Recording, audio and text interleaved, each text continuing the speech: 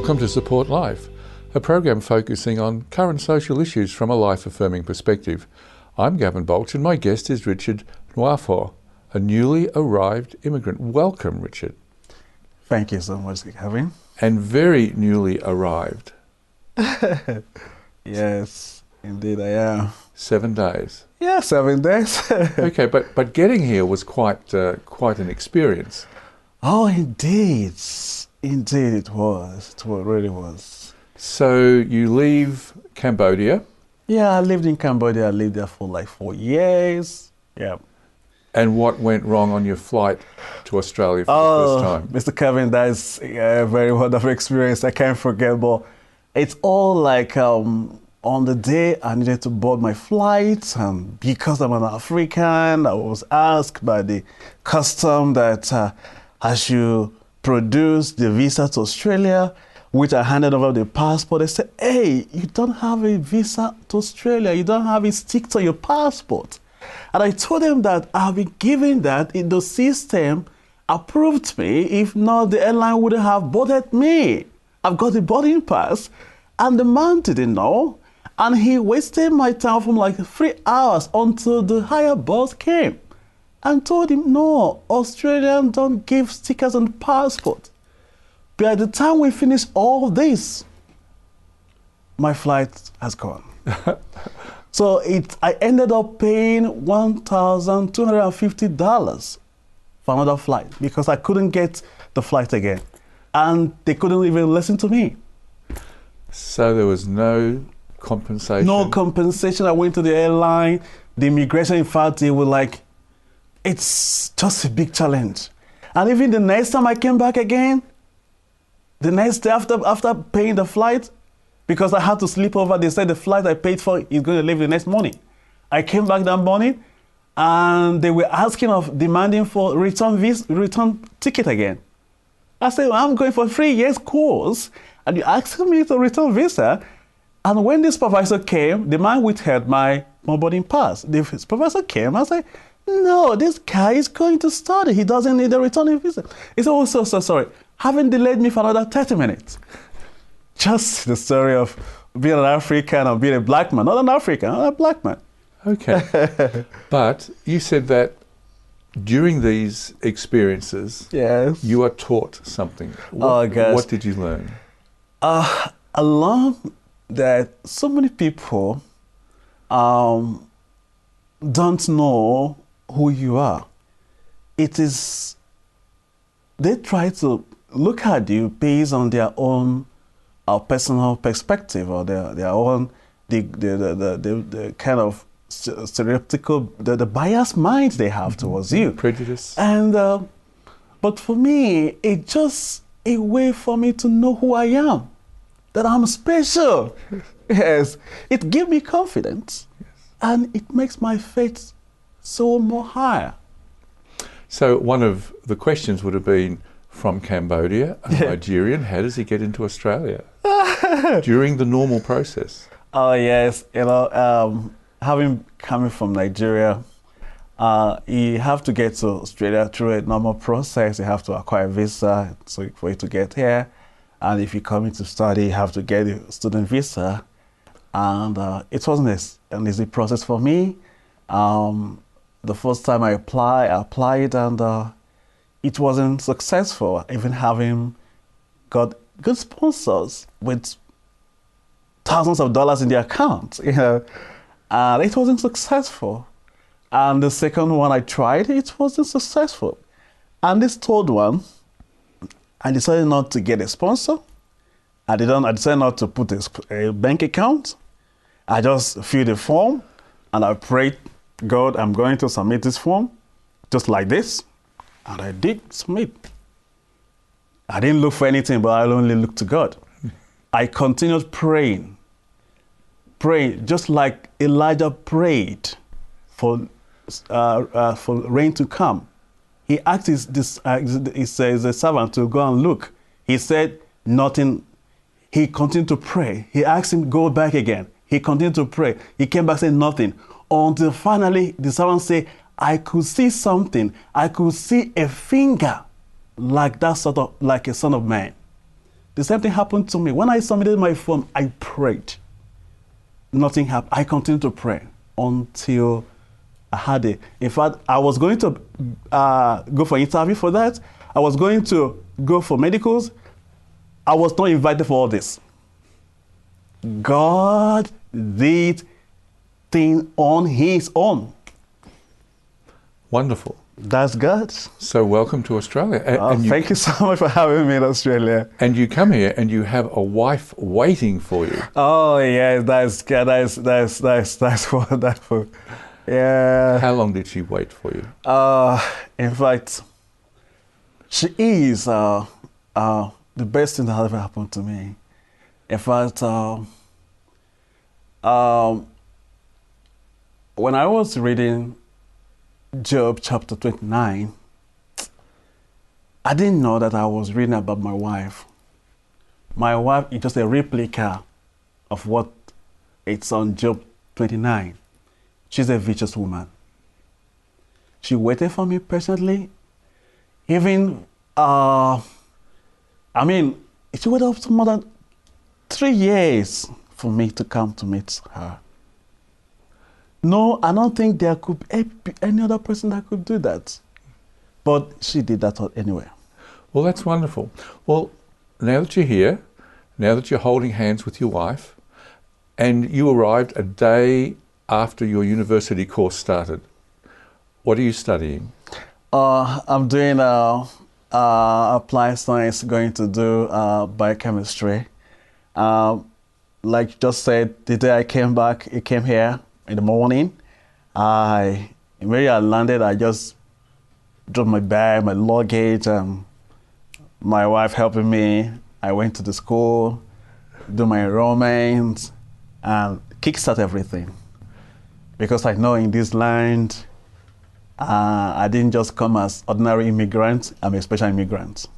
Yes. Well, on that note, we'll visit your experience back in Nigeria. Okay, that was lovely. You're watching Support Life, and we'll be back after the break.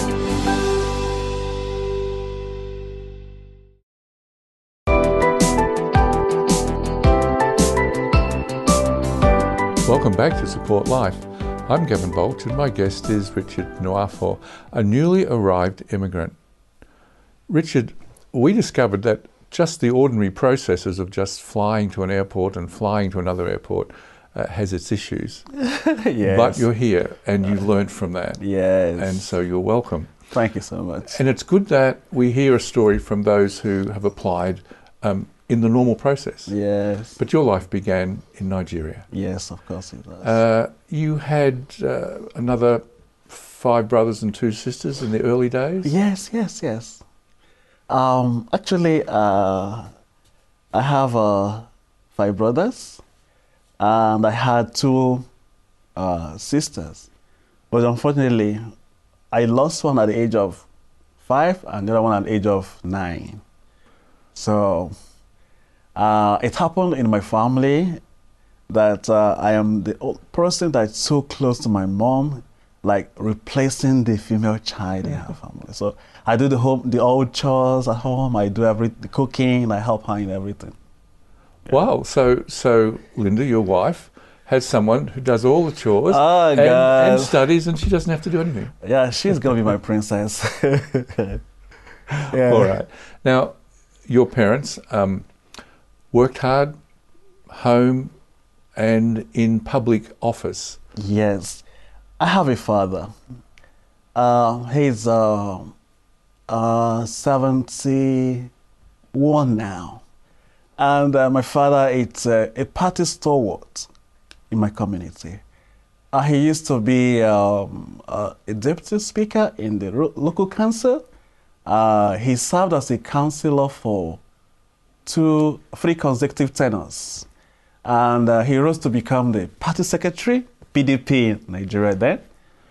But unfortunately now, PDP is not in government now. So they're like that redundant. And he's now back in his business. He has a small business where he just there, relax to meet people. My mom, is a nurse, although retired now. Okay. She retired last year. Wonderful. And it was through their consistent good living and faith that has influenced you most? Yes, yes, it has been. My upbringing, I just can't tell. It's a miracle. I just don't know. When I was young, people used to call me Reverend Father. I said, why would he be calling me Reverend Father? In fact, a man came to my family and opted and told my dad, I'm going to take this son to seminary school. I'm going to pay all his fees. He told my parents. And like, I don't know why. But I can't remember that during that period, I always see myself at church. I always see myself sort of following all the kids to play football and stuff like that. I see myself going to the church. I mean, joining the choir, the old women singing in choir. And that's where I learned how to sing. So it's been a wonderful experience. And that has shaped my upbringing towards and aligned me towards God. Yeah. And I've been able to know God more. Because the Bible said that faith comes by hearing the word of God. Yes. Now, you were also studying in the normal field of engineering, was it? Yeah, I studied in science technology in the Institute of Management Technology, Enugu. Yeah. Good. Did you enjoy that? Oh, yes, I did. In fact, immediately when I finished my studying, I have an uncle. He's connected to politicians. He's a friend to one of the governors. And immediately I finished, they used to sublet contracts to me. I used to do drainages, do some, and we do we get to sublet erosion control, and so we used to do that. So I enjoyed it so much, and it's been a wonderful experience for me, and I enjoy growing up studying that course and being around my uncle and stuff like that. Okay. So you've had a very good foundational upbringing. Yes, I do. Yes. And you choose Australia. Why? Oh, yes. I had wanted to be more grounded in my profession, my field. And over the years, I believe that Australia has been a country where it's like an education destination for most people. They come here and acquire solid and good foundational education. And I demonstrate that most of my cousins, they go to England to study, and but I see difference in the life of people coming back from Australia.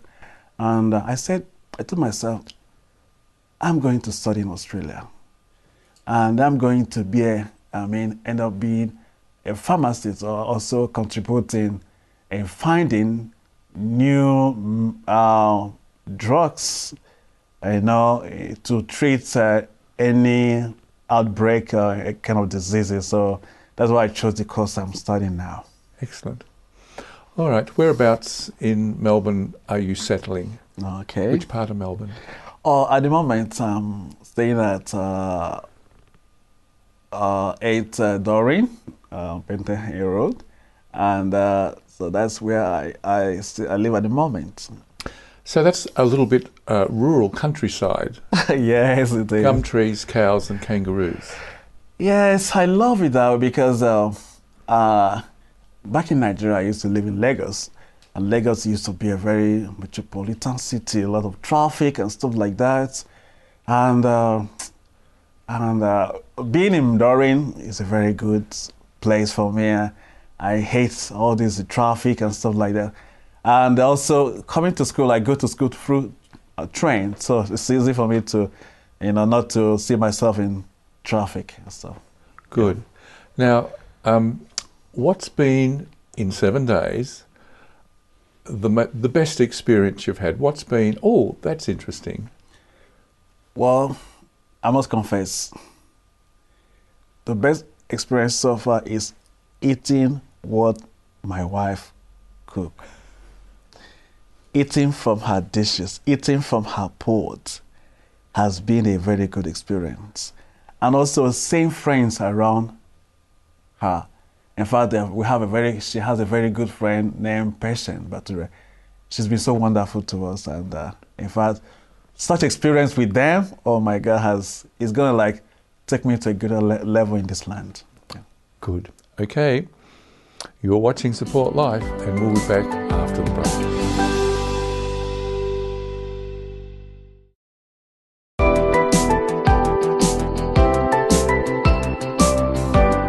Welcome back to Support Life. I'm Gavin Baulch, and my guest is Richard Nwafor, a newly arrived immigrant. Special immigrant. Special immigrant. Special immigrant. Thank you. Because God sets us all apart, doesn't Yes, yes. And you're now feasting on your wife's cooking. Oh, yes, yes, I am, indeed. Is that because your cooking wasn't so good without her? No, just because,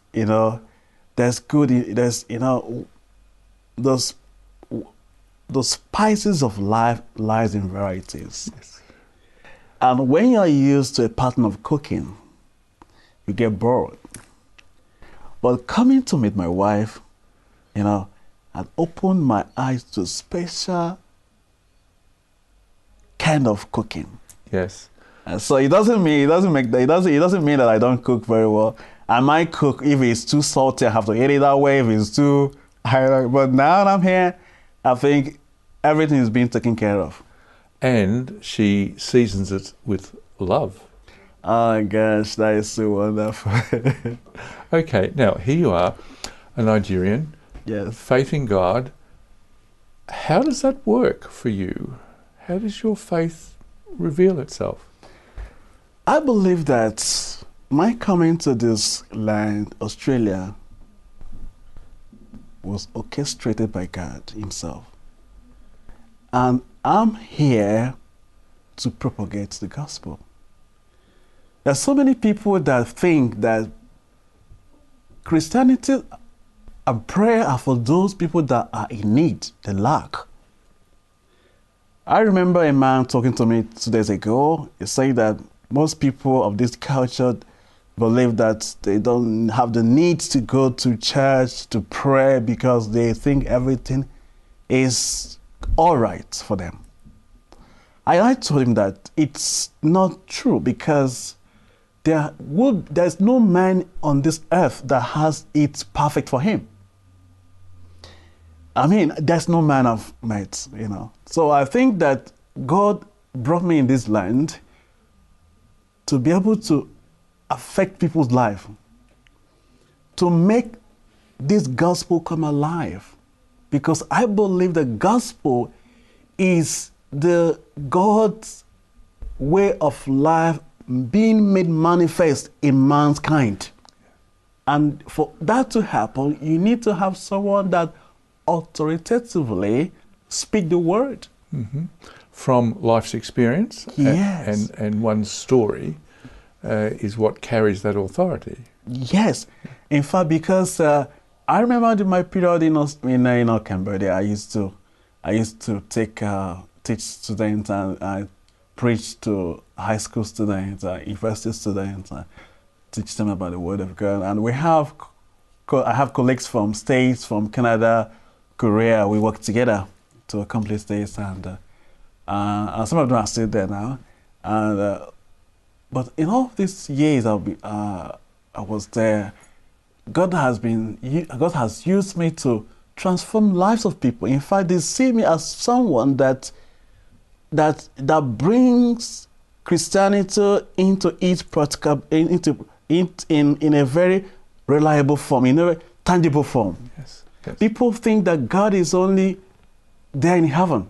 You only get to be healed when you get to heaven. You're only going to receive God's grace and favor when you get to heaven. No. It is right here now. Jesus prayed and said, Lord, may your kingdom come here on earth. And what is God's kingdom? God's kingdom is the manifestation of power of God here on earth. So the graces for life, like patience, Exactly. long-suffering, Yes. gentleness, Yes. kindness, Yes. love. These are the graces we need each day, don't we? Exactly. That's exactly. And he provides that. He makes it abundantly. He said that I'm the God that daily loads you with benefits. He brings it, he makes it available daily, continuously daily. Now, do we need to ask for that, to be aware that it's there? It's there, but you need to make people to know that it's there. So many people don't know. It's like Christ has paid the price. He died 2,000 years ago. But a lot of people are still living in bondage. My mission in this land is for me to let people know that something has been given unto them. They have to reach out to grab that which has been given unto them. It's like a man with a tuft of hair who comes towards you, and if you don't grab that tuft of hair, it kind of passes by. Exactly. Yes. Yeah.